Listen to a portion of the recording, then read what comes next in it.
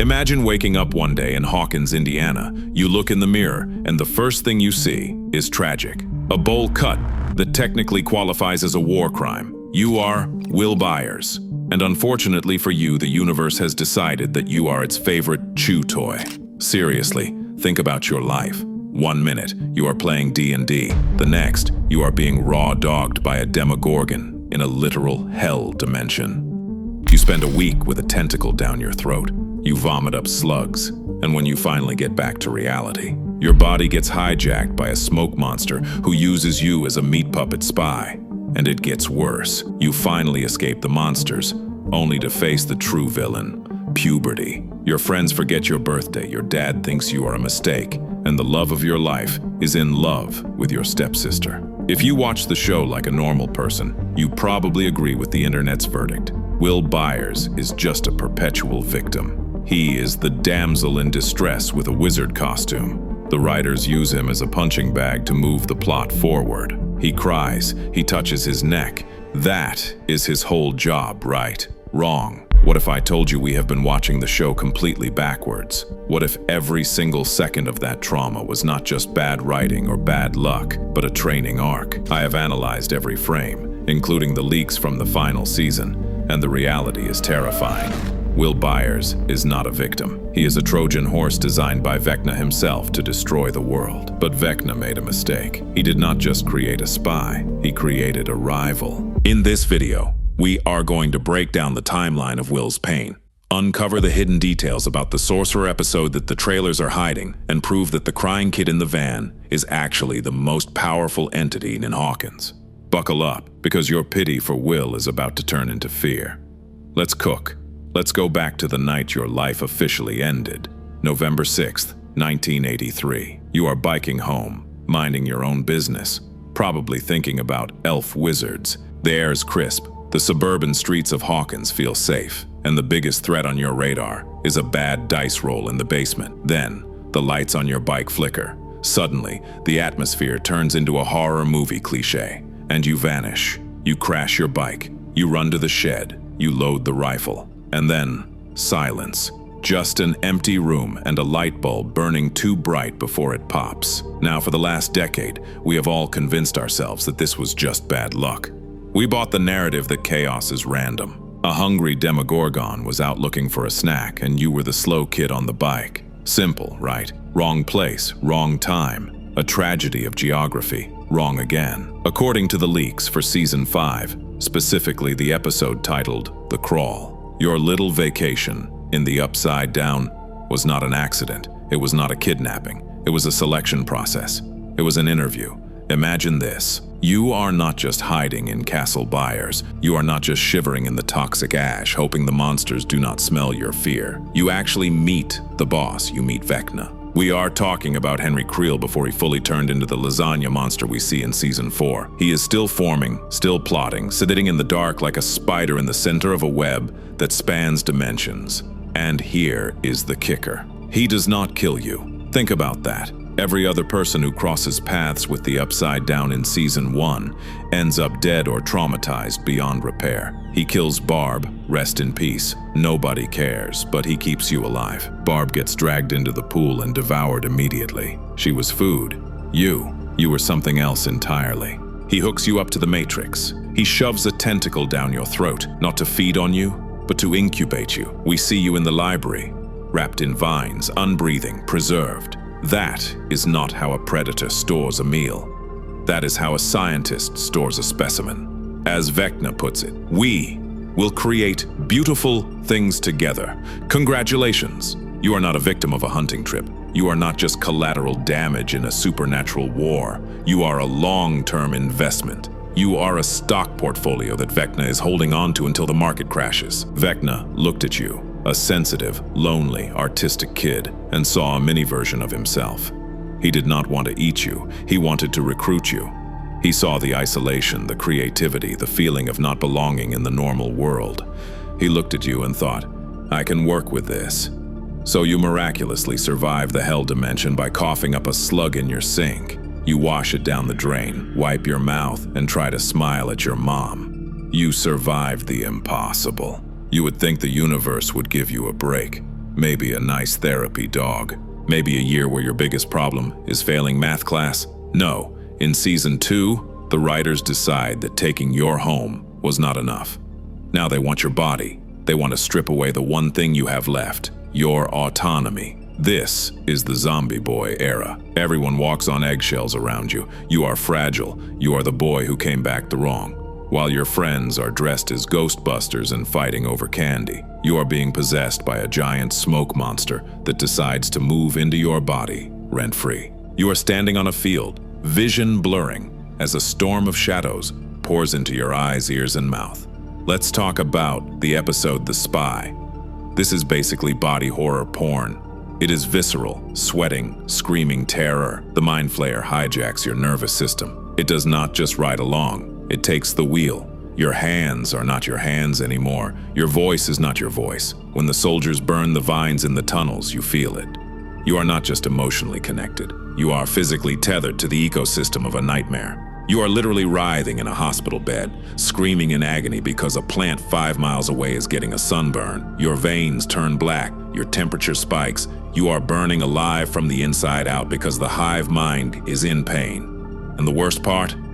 You become a traitor against your will. The entity uses your memories, your trust, and your face to manipulate the people who love you.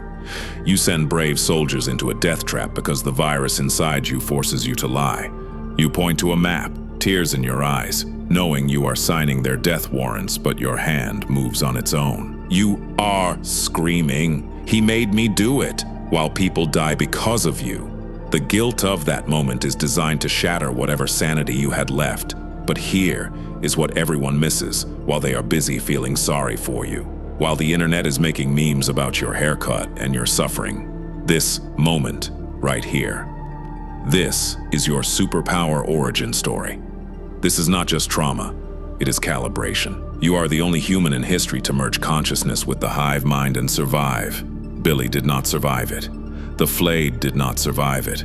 They all broke or died. You took the full weight of the Mind Flayer, and you are still standing. 11 can look into the upside down from a distance, but you feel it.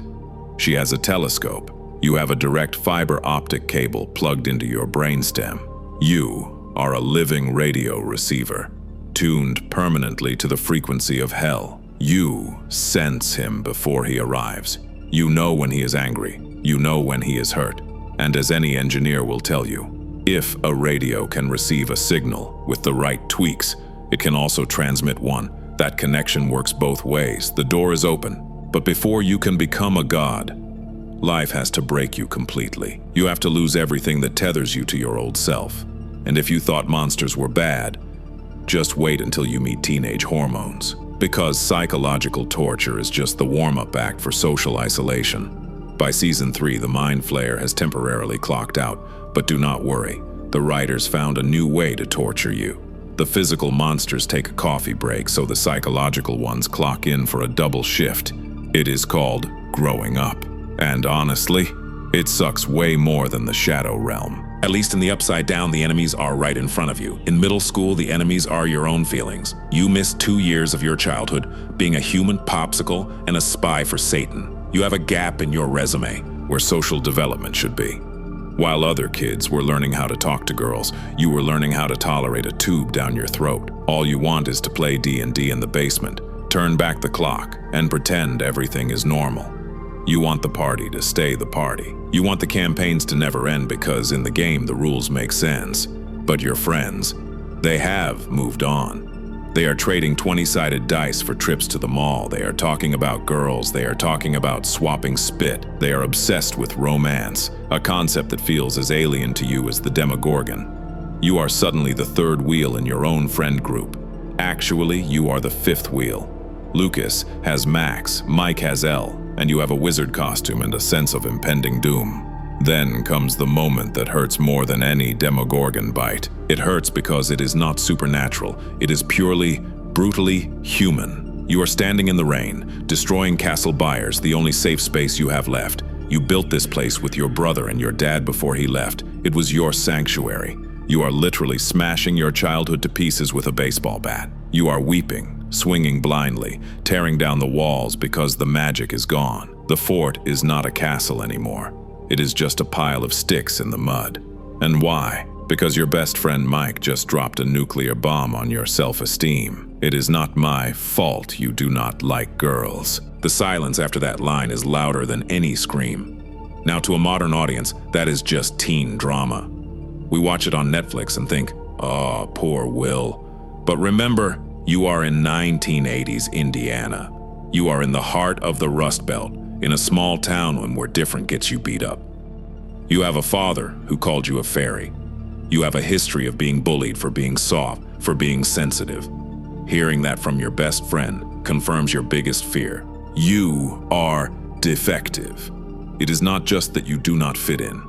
It is that you are fundamentally broken. You are a mistake, and mistakes do not get happy endings. Here is the dark truth. This isolation is not just sad, it is dangerous, it is tactical. Vecna feeds on loneliness. Vecna feeds on hate. He targets the broken. He targets the outcasts. By breaking you emotionally, the world is practically gift-wrapping you for the villain again. Your depression is a beacon. You are sending out a signal that says, I am empty. Come fill me up. Fast forward to season 4. You are in California. You are stoned on secondhand weed smoke, and your hair looks like a mushroom cloud.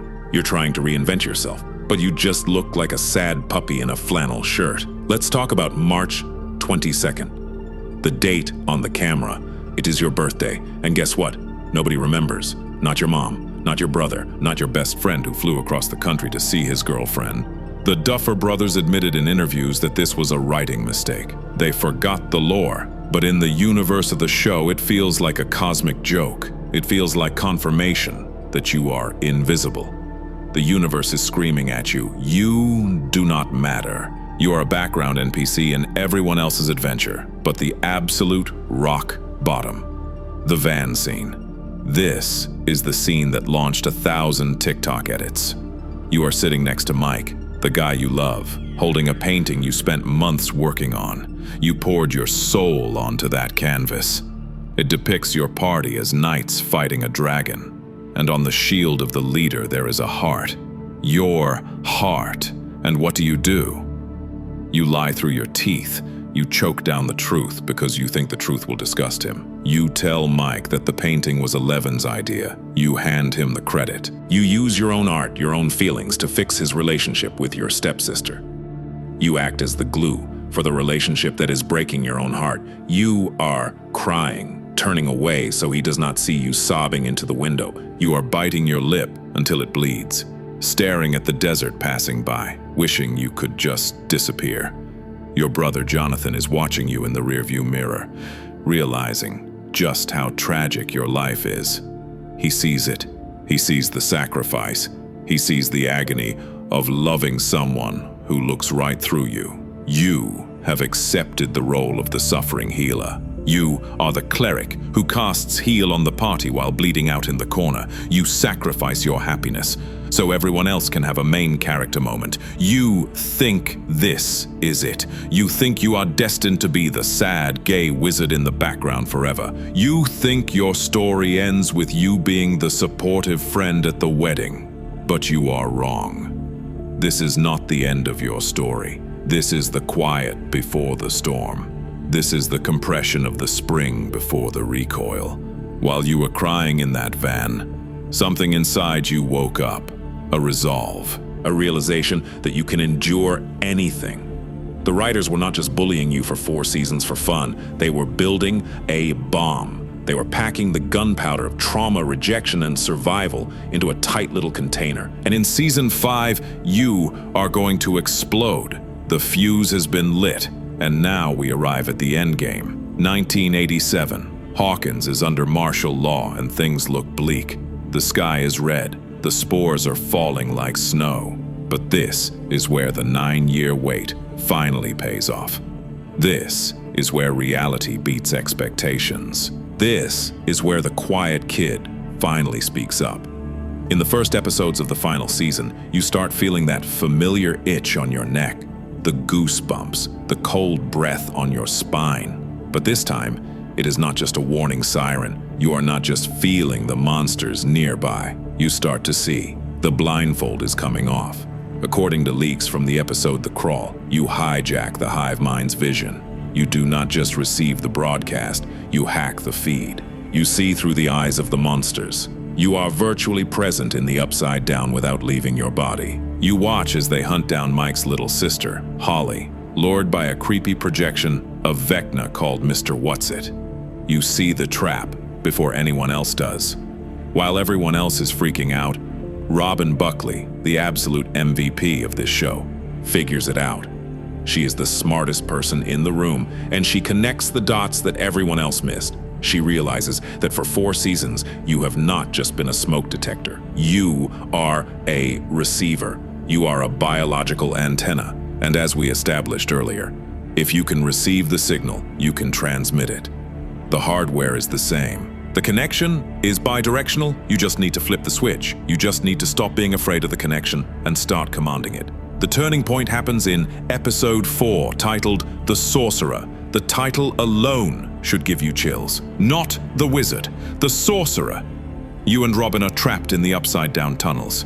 The walls are breathing. The vines are moving. She sees the way you look at Mike. She knows.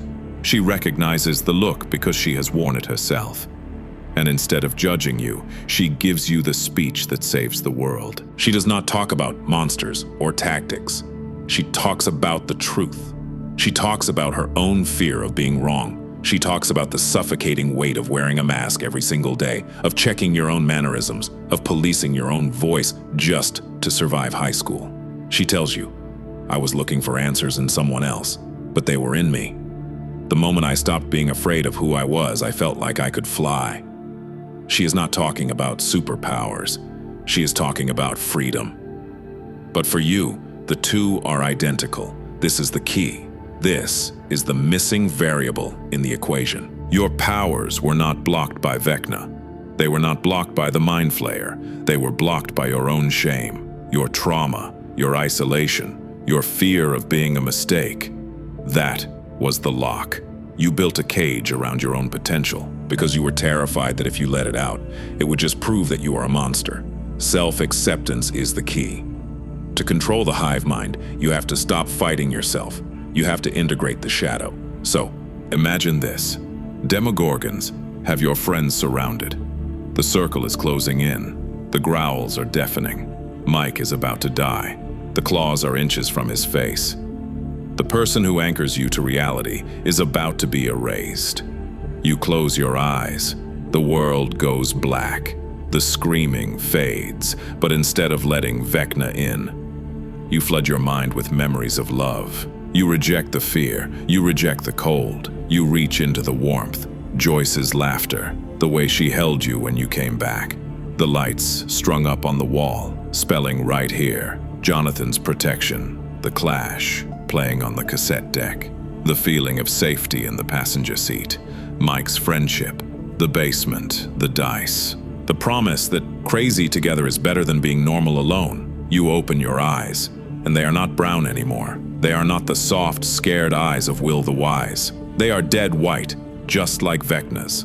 They are cataracts of pure psychic energy. You raise your hand. You do not scream. You do not strain. It is effortless. The monsters freeze. A dozen demodogs mid-leap, suspended in the air like a glitch in a video game. The hive mind has a new admin. You clench your fist and crack. You hear bones breaking. It sounds like a wet branch snapping in a quiet forest, multiplied by 10. You are not fighting the monsters. That is what 11 does. She pushes them away. You do not need to push. You are puppeteering them. You are rewriting their code in real time. You force them to tear each other apart. You make them turn their claws on their own kind. It is a symphony of violence, conducted by the boy who used to hide in the shed. Blood drips from your nose and you wipe it away. A mirror image of 11. The parallel is undeniable. The two kids from the lab. The two sides of the same coin. In that moment, you are not the boy who lived. You are not the victim. You are the weapon that Vecna accidentally forged. He tempered you in fire, hoping you would break. Instead, you hardened, as Erica Sinclair puts it in the script. He is not a wizard. Wizards have to learn magic. They need spellbooks and scrolls. He is a sorcerer. His magic is innate. It is in his blood. It is who he is. Vecna thought he was planting a spy. He thought he was installing a surveillance camera in Hawkins. Instead, he planted a bomb. He put the nuclear codes inside the enemy's base. And you just detonated. The explosion is not fire. It is control. So, does it suck to be Will Byers? For 4 seasons, absolutely. It has been a parade of misery. You were kidnapped, possessed, ignored, and friend-zoned into oblivion. You have the worst haircut and the worst luck in the continental United States. But all that pain was not for nothing. Every second of torture was XP farming. It was the origin story of the strongest entity in the multiverse. The only being capable of challenging a god is the one who survived his hell. You went from being the damsel in distress to the dungeon master of reality. You are finally rolling the dice. And honestly, that is a character arc worth waiting for. That is the payoff that makes the suffering iconic. Thanks for watching. If you want to see how 11 fits into this theory, click this video right here. We break down how her powers complement Will's new upgrade. Do not forget to like and subscribe before the Mind Flayer finds you.